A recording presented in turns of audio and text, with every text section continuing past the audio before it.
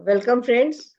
आज काफी दिनों के बाद हम लोग फिर इकट्ठा हुए हैं और ये एक नया सा शब्द तो नहीं है। हम सब इससे परिचित हैं, इसके ऊपर बात करते हैं, जानते हैं, मगर फिर भी कुछ नयापन मुझे हर बार मिलता है, तो उसी को आज मैं आपके साथ शेयर करूंगी।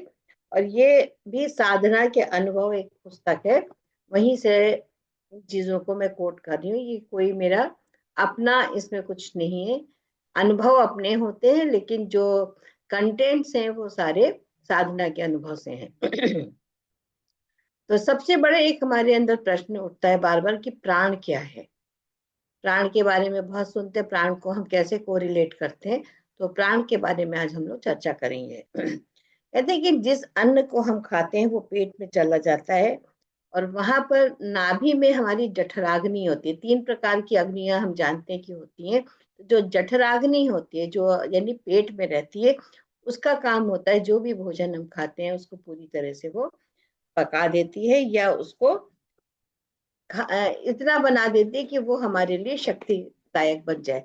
तो किस तरह से शक्तिदायक बनता है कि जो भी हमने खाया, जो वेस्ट प्रोडक्ट्स होते हैं वो तो आपको मालूम है कि वो हमारे बॉडी से निकल जाते हैं, एक्सक्रीट आउट हो जाते हैं।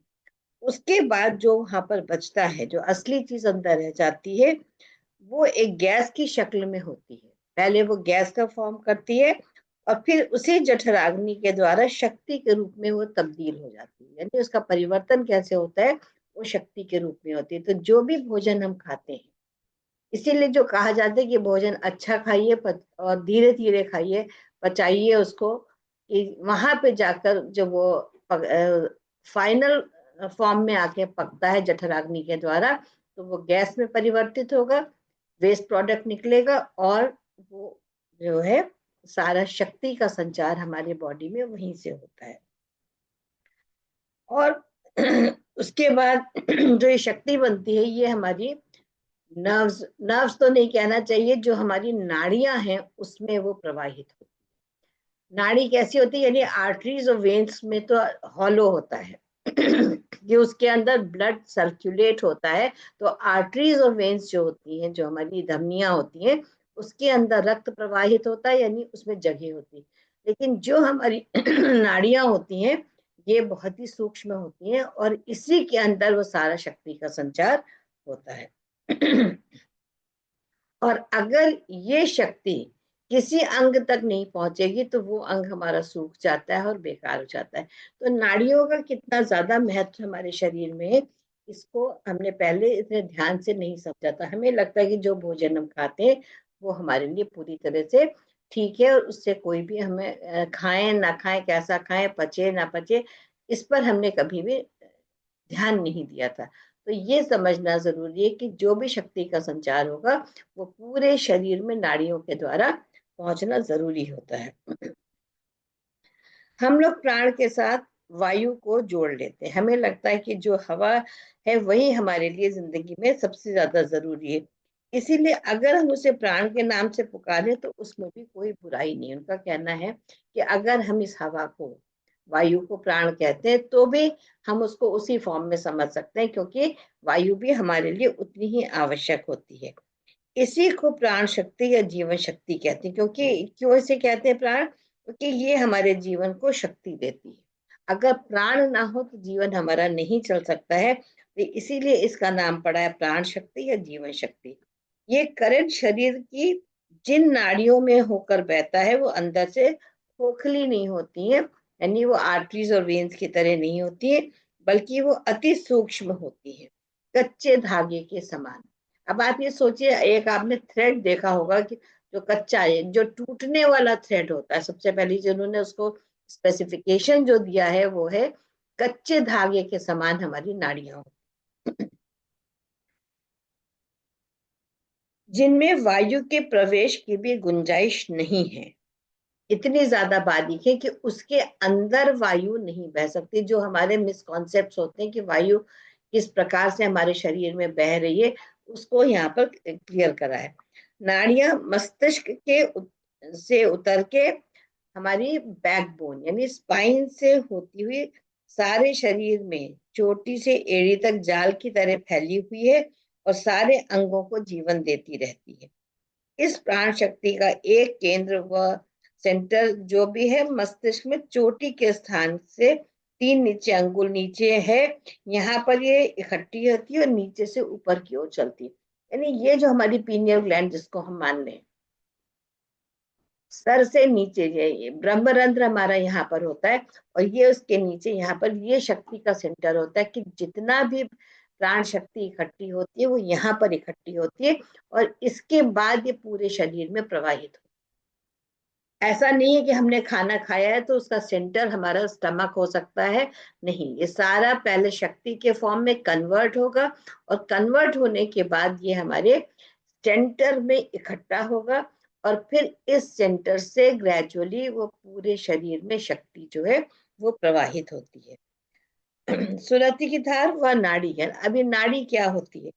इस प्राण शक्ति का बहुत बड़ा भंडार इस ब्रह्मांड की पार ब्रह्म के स्थान पर, जहां पर ब्रह्मरंध्र है जिसको हम 10वां द्वार कहते हैं, वहां पर अपने पिंड के द्वारा यहाँ सेंटर पर इकट्ठी होती है। तो ब्रह्मरंध्र जो है ये उसका द्वार है, शक्ति का केंद्र है, जहां पर सारी शक्ति आकर के हमारी एकत्रित होती है। इसी को सुरति भी कहते हैं, इसी को कुंडलिनी शक्ति भी कहते हैं, इसी को आद्या शक्ति भी कहते हैं। जो अलग अलग नामों से हम शक्तियों का नाम जानते हैं, वो सारी शक्ति एक ही है जो हमारे भोजन से बनती है, और यहाँ पर ब्रह्मरंध्र में आकर के वो एकत्रित हो जाती है, और एकत्रित होने के बाद वो धीरे धीरे नीचे को प्रवाहित होती है। तो ये इसका जो स्थान इन्होंने बताया है यही है, और सारा कुछ इसी सेंटर पर इकट्ठा होता है। यानी जितना भी चीजें हैं, आप देखिए जैसे हम अपने भंडार घर में चीजें रखते हैं, उसी तरह से शक्ति को भी एक स्थान चाहिए एकत्रित होने के लिए, वो हमारा है ब्रह्मरंध्र। और जो भी शक्तियां इसके बाद हमारे अंदर जागृत होंगी, उसका प्रवाह हमारे इसी सेंटर से धीरे धीरे होता है। मुख्य प्राण शक्ति इसी का नाम है। अन्न की सहायता से ये पुष्ट होता है, इसीलिए इसको भी प्राण बोला जाता है। यानी मुख्य प्राण शक्ति इसी का नाम है। और ये कैसे मुख्य प्राण शक्ति हमारी बनती है? वो अन्न से बनती है। अगर अन्न हम नहीं खाएंगे तो ये प्राण शक्ति हमारे अंदर नहीं बनेगी, और इसीलिए इसको प्राण भी बोला जाता है, क्योंकि इसी के द्वारा हम जीवित रहते हैं। इन सारी प्राण वहा नाड़ियों में 3 मुख्य हैं जो बहुत बड़ी और नीचे तक जाती है। इसके बाद जो हम तीनों नाड़ियों को जानते हैं वो हमारी इड़ा, पिंगला और सुषुम्ना नाड़ी है। इड़ा आपको मालूम है, मतलब प्राण शक्ति जो हमारा सेंटर है वहां से सबसे जो मेन नाड़ियां हैं वो ये तीनों हैं, इड़ा, पिंगला और सुषुम्ना। और यही पूरे इसको लेकर के नीचे की तरफ बहती हैं। तो इनका होना उतना ही जरूरी। इड़ा आपको मालूम है बॉडी के लेफ्ट साइड में चलती है, पिंगला राइट साइड में चलती है, और सुषुम्ना हमारे मध्य में चलती है, ये बिल्कुल मेरुदंड के ऊपर यानी स्पाइन के ऊपर वो बहती है। और जितनी भी और नाड़ियां हैं वो सारी इसी से निकल करके धीरे धीरे बाइफरकेट होती चली जाती है। यानी सबसे पहले ये 3 नाड़ियां आई और इनसे बाइफरकेट होके जो 72,000 नाड़ियां जो कहते हैं हमारे शरीर में, वो इनके द्वारा ही, इन्हीं से निकली है। हम अगर ये सोच लें कि कहीं और से उनका उद्गम स्रोत है, तो वो नहीं है। इनका उद्गम स्रोत जो है वो हमारी यही 3 मेजर जो नाड़ियां हैं। रीढ़ की हड्डी में, अच्छा, जब प्राण की गति ईड़ा में होती है तब श्वास बाएं नथुने से चलती है, और जब पिंगला में होती है तो दाहिने नथुने से चलती है। बात हम लोग को मालूम है कि हमारे कौन सा नॉस्ट्रल एक्टिव है। यानी अगर पिंगला नाड़ी हमारी एक्टिव है तो हम उस समय श्वास अपने लेफ्ट साइड से ले रहे होते हैं, और पिंगला है तो राइट साइड से हम ले रहे होते हैं। और जब सुषुम्ना में उसका प्रवाह होता है तो दोनों नथनों से श्वास बराबर चलती है, और उसका वेग भी धीमा होता है। तो उसको अगर हम कभी भी रख के हाथ को चेक करेंगे तो हमको पता चलेगा कि जब वो इड़ा और पिंगला में बहती है तो उसकी गति तेज होती है, और जैसे ही उस सुषुम्ना में प्रवाहित होती है तो हमारी श्वास की गति जो है वो थोड़ी थोड़ी धीमी हो जाती है। इड़ा के प्रवाह के समय जीवों पर प्रमाद, आलस और निद्रा का हमला होता है। यानी आप लोग समझ लीजिए कि जिस समय आपके अंदर बहुत ज्यादा आलस से भरा हुआ है, आपके ऊपर निद्रा का आवेग हो रहा है कि आप बहुत ज्यादा नींद में आ रहे हैं, आलस आपके अंदर आ रहा है, तो आप कभी भी चेक करिएगा उस समय आपकी इड़ा नाड़ी जो है वो चल रही हो। इसको हम लोग हमेशा चेक कर सकते हैं कि कब क्या हमारे साथ हो रहा है। बैठे बैठे अचानक से नींद आ रही है, या कोई भी काम करने का मन नहीं कर रहा, आलस से जिस समय हमारे शरीर में हो, उस समय इसको चेक करिए। अज्ञान व अंधकार हृदय पर छा जाता है। उस समय हमारे अंदर क्या है? अज्ञान और अंधकार, दोनों चीजें। उस समय अज्ञान क्यों आ गया? क्योंकि हमारा मन ही नहीं कुछ काम को करने, कोई भी पॉजिटिव काम करने के लिए हमारा मन नहीं कर रहा है, तो जो सारा आलस्य है वो हमारे हृदय पर छा जाता है। और पिंगला के प्रभाव के समय राग, द्वेष, इच्छाएं, सांसारिक व पारमार्थिक वासनाएं सताने लगती हैं। तो जिस समय हमारी पिंगला नाड़ी एक्टिव हो गई है, यानी उसका शक्ति का संचार पिंगला में हो रहा है, तो हमारे अंदर राग और द्वेष, दोनों चीजें। राग और द्वेष को हम क्या कहते हैं, और दूसरा इसको इंग्लिश में क्या कहेंगे, उसको हम लोगों ने बहुत बार डिस्कस किया था पहले भी। क्या होगा राग और द्वेष की इंग्लिश वर्ड? इसके लिए क्या आएगा? चलिए सोचिएगा, इस पे हम लोगों ने पूरा। Anger and jealousy. नहीं, this is not the right word. अगर तुम उसको कहीं अपने नोट्स पलटोगे तो तुमको मिलेगा इसके ऊपर बहुत डिटेल में। मैंने एक क्लास लिया था राग और द्वेष के ऊपर, कि कैसे प्योरिटी इम्प्योरिटी आती जाती है। खैर एनीवे, जहां पर हमारा विकार होते हैं, जहां पर हमारे अंदर वासनाएं जागृत होती हैं, इच्छाएं बहुत ज्यादा प्रबल होती हैं, दूसरे से द्वेष होगा, किसी से प्रेम होगा। द्वेष और प्रेम हम इसको कहते हैं। राग का मतलब होता है किसी के प्रति स्नेह, किसी के प्रति द्वेष, किसी के प्रति हमारे अंदर गलत धारणाएं जो बन जाती।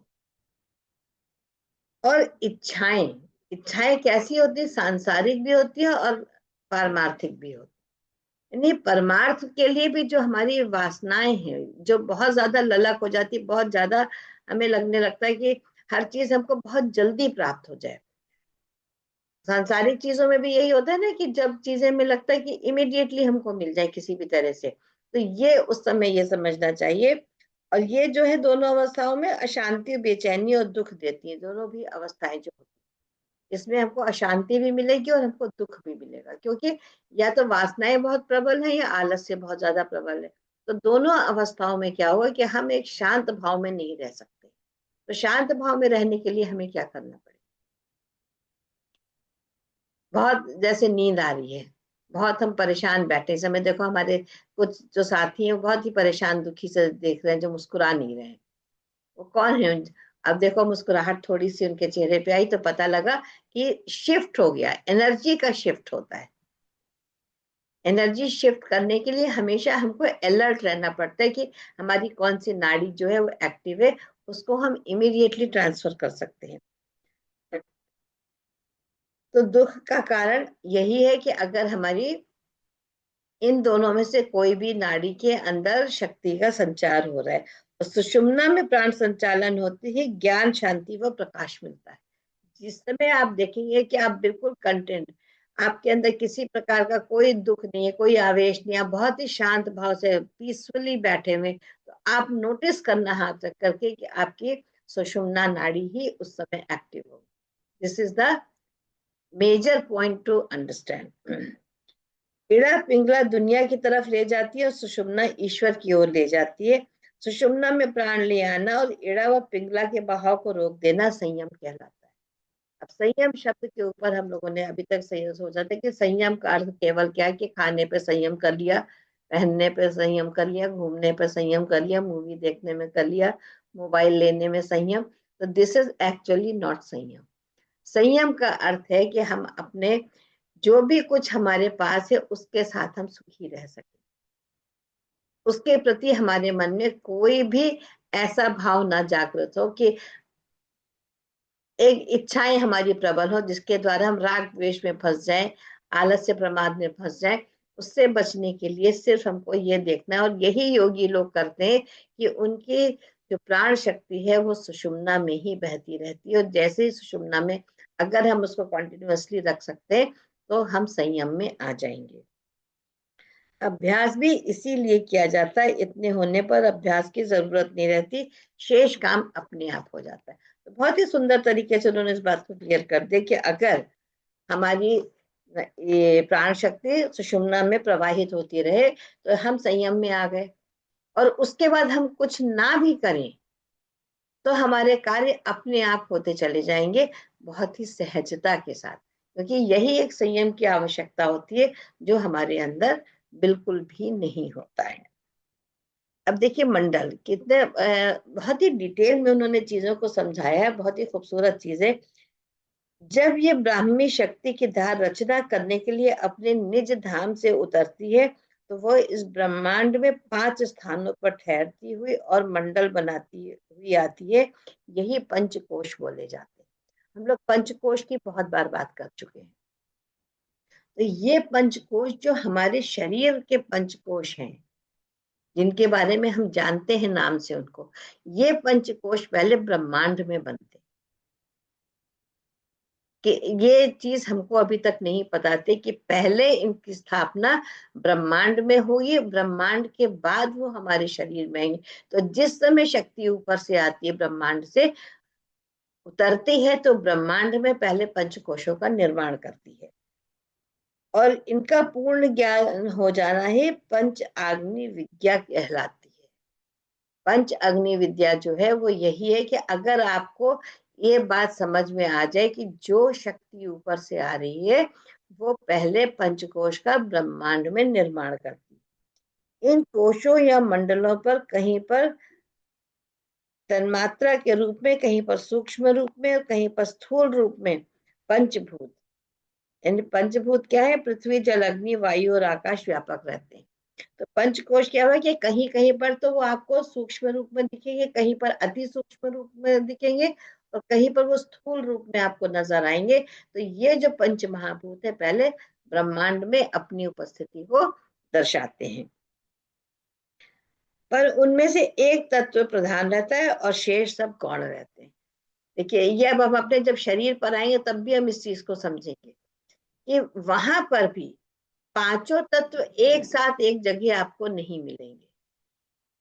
समझ रहे बात को, कि हम लोगों को लगता है कि अगर पंच तत्व की बात कर रहे हैं तो ब्रह्मांड में पांचों तत्व हमको एक साथ मिल जाएंगे, ऐसा नहीं है। कहीं पर एक तत्व, जैसे वायु, मान लीजिए आकाश तत्व हमको ऊपर दिख रहा है, तो वहां पर पृथ्वी तत्व मौजूद तो है मगर वो बहुत ही सूक्ष्म, अति सूक्ष्म रूप में है। जल तत्व की अगर हम बात करते हैं तो जल हमको कहाँ, जल हमको बहता हुआ दिख रहा है, इसका मतलब ये नहीं है कि उसके अंदर और चारों जो तत्व है वो मौजूद नहीं। हर तत्व हर जगह मौजूद है, लेकिन सिर्फ फर्क इतना है कि कहीं जहां पर वो प्रधान रूप में है तो वही तत्व हमको दिखाई पड़ता है, और बाकी जो चारों तत्व हैं वो गौण है, यानी छोटे स्वरूप में उनकी उपस्थिति मौजूद है। जैसे किसी मंडल में आकाश तत्व प्रधान है और 4 तत्व गौण है, कहीं पर वायु तत्व प्रधान और बाकी आकाश तत्व गौण इत्यादि। इन पांचों तत्वों की प्रधानता के कारण प्रत्येक मंडल का रंग, रूप, कार्य, शब्द, प्रकाश अलग अलग हो जाते।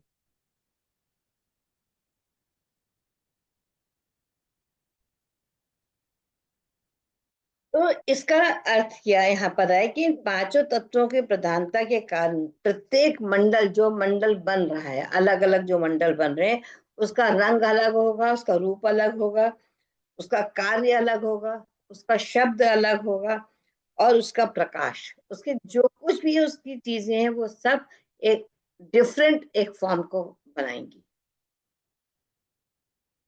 प्रकाश व शब्द तो एक ही होता है, परंतु तत्वों के संसर्ग से वो अलग अलग भासने लगता है। कहते हैं कि ये सारे तत्व एक ही होते हैं, लेकिन क्यों अलग अलग लगने लगते हैं, क्योंकि उन जो तत्व के वहां पे प्रधानता होती है उस तत्व के कारण वो हमको अलग अलग प्रतीत होते हैं। शब्द और प्रकाश एक से ही होते हैं, लेकिन वो क्यों अलग हमको दिखते हैं, क्योंकि वहां पर कौन से तत्व की प्रधानता है।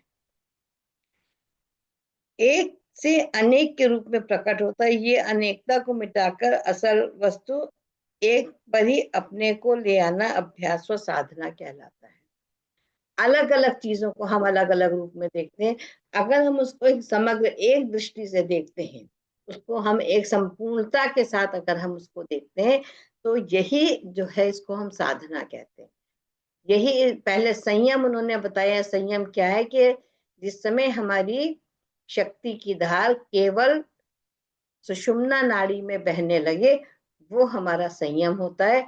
और जब हमें अलग अलग चीजें ना दिखाई दे, सब एक ही दिखाई देने लगे, तो वो हमारा होता है साधना या अभ्यास कहलाता है। इसी को योगियों की भाषा में कुंडलिनी कहते हैं और संत इसको सुरति कहते हैं। सुरति की धार बढ़ाई जाती है या कुंडलिनी शक्ति को जो हम जागृत करने की बात करते हैं, वो यही होती है। अब ये तो उन्होंने ब्रह्मांड में बताया कि जिस समय शक्ति उतरी, तो उसने ब्रह्मांड में पहले 5 कोश बनाए। अब वो पिंड में यानी हमारे शरीर में किस तरह से वो कार्य करते हैं, उसकी बात करते हैं। आगे वही धार चलती हुई पिंड में आती है और वो चोटी के स्थान से प्रवेश हो पांव तक चली जाती है। कि जिस समय वो पिंड में प्रवेश करती है, यानी जिस समय हमारा बॉडी फॉर्म हो रहा होता है, उस समय जब वो शक्ति की धार आएगी, तो वो कहाँ से आएगी? ब्रह्मरंध्र से, यानी यहाँ से घुसेगी और बिल्कुल नीचे तक पैरों की उंगलियों तक, जो एड़ी तक वो चली जाएगी। पिंड में भी ब्रह्मांड की तरह अपने 5 स्थान बनाती है। इनमें भी वही शक्ति, वही रंग रूप, वही शब्द और प्रकाश आ जाता है जैसे कि ऊपर था, परंतु वो असली था और ये नकल है, उसी का बिंब मात्र है। जो ब्रह्मांड में उसने बनाया, उसी प्रकार से उस जब हमारे शरीर में वो शक्ति की धार आई, तो उसने पंच महाकोश बनाए। पंच महाकोश कौन कौन से हमारे? अन्नमय कोश, प्राणमय कोश, मनोमय कोश, विज्ञानमय कोश और आनंदमय कोश। ये 5 कोश जो है, यही उसने ब्रह्मांड में बनाए और यही उसने आकर के उसी शक्ति ने हमारे शरीर में बनाए। तो कहते हैं जो उसने वहां पर बनाया वो तो असल था, और उसी का प्रतिबिंब मात्र जो है वो हमारे पिंड में आकर के बना। क्योंकि पिंड क्या है? अल्टीमेटली अनित्य है, ये समाप्त हो जाएगा, वो परमानेंट है। तो यहाँ पर उसको बिंब मात्र क्यों कह रहे हैं? उसको बिंब कहने का कारण सिर्फ इतना है, क्योंकि शरीर हमारा समाप्त हो जाएगा, तो ये हमारा सब कुछ खत्म हो जाएगा। वहां पर वो चीजें परमानेंट है। पद्म या चक्र भी इन्हीं का नाम है। जिस समय अर्ध गति द्वारा गुरु के बताए हुए उपदेश से असली या नकली चक्र को अपने असल के सम्मुख कर दिया जाता है, तो ये चक्र उभर के चालू हो जाते हैं और इनके द्वारा शक्तियां जो है धीरे धीरे हमारे अंदर आने लगती हैं और इनकी शक्तियां जागृत हो ऑर्डर में आ जाती हैं। इस तरह क्रमशः नीचे से चढ़ाई करते जाना और प्रत्येक चक्र को खोलते जाना योग साधना कहलाता है। अब देखो क्यों नीचे से हम साधना को शुरू करते हैं। एक दिन ये विषय आया था, शायद अलका ने ही पूछा था, जहां तक मेरा ख्याल है, कि हम ऊपर से क्यों नहीं शुरू करते हैं और हम नीचे से मूलाधार से क्यों शुरू करते हैं। ये बात एक बार क्लास में आई थी, मुझे ध्यान आ गया। तो उसका देखिए कितना इस समय अच्छा क्लेरिफिकेशन हमको मिला है कि जो शक्ति की धार आती है वो पहले चोटी से लेकर एड़ी तक चली जाती है और वो आके पूरे में फैल गई और उसने अपने कोशों का निर्माण धीरे धीरे करा। तो चूंकि जब आती है तो आनंदमय कोश से आती है, आनंदमय कोश से फिर वो विज्ञानमय में गई, विज्ञानमय से मनोमय, मनोमय से प्राणमय और प्राणमय से अन्नमय कोश में आती है। यानी इस प्रकार से वो शक्ति की धार नीचे को आती है। तो जब हम साधना करते हैं, तो साधना करने का अर्थ क्या हुआ कि हमको नीचे से साधना शुरू करनी पड़ती है, मूलाधार से।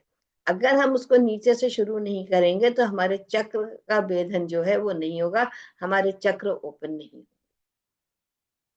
जो हम लोग अभी फ्रीक्वेंसी की बात कर रहे हैं, वो क्यों कर रहे हैं? फ्रीक्वेंसीज हम लोग क्यों कर रहे हैं? क्योंकि हमें मालूम है हमने कितना भी उस पर काम करा है, लेकिन पूरी तरह से हम उस चक्र को नहीं खोल पा रहे हैं। बहुत दिन से हम चक्र मेडिटेशन कर रहे हैं, सब कुछ कर रहे हैं, लेकिन वो फ्रीक्वेंसी के साथ हमारा कनेक्शन नहीं हो पा रहा है।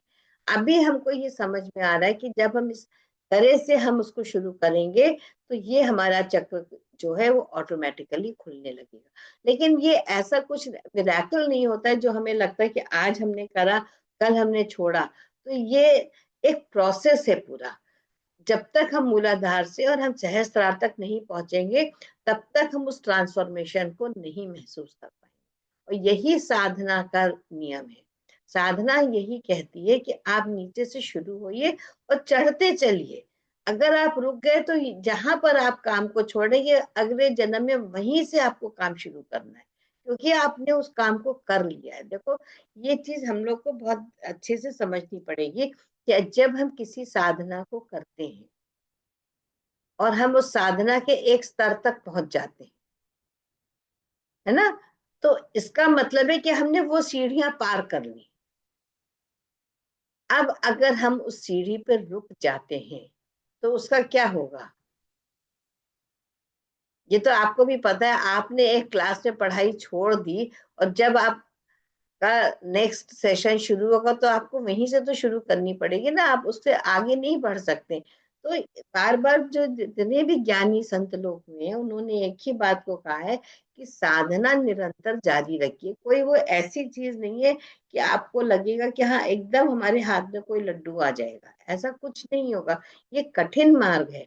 इसमें केवल साधक को सब कुछ समर्पण करना पड़ता है। समर्पित हो जाइए और जो भी मार्ग आपका गुरु आपको बता रहा है, जो भी गुरु है आपके, जिस मार्ग पे वो आपको ले चल रहे उस मार्ग पर धीरे धीरे धीरे अग्रसर होते रहिए, बढ़ते रहिए। वहां पे रुकने की जरूरत, क्योंकि अगर हम रुक जाएंगे तो हमारा ये लेसन यहाँ पे रह जाएगा, फिर हमको यहीं से उस लेसन को शुरू करना है। चाहे वो आप डांस ले लो, चाहे वो आप गाना ले लो, चाहे आप आर्ट ले लो, कोई, चाहे आप लेखन का कार्य ले लो, चाहे आप इसका परमार्थ का काम ले लो, पूजा पाठ का ले लो, आप श्लोकों के उच्चारण को ले लो, कहीं पर भी आप देख लो। आज अगर आप अच्छे से श्लोक पढ़ पा रहे हो तो क्यों पढ़ पा रहे हो? ये थोड़ी कि आज आपको एकदम से आपको संस्कृत में आप शब्दों को पढ़ने लगे हो।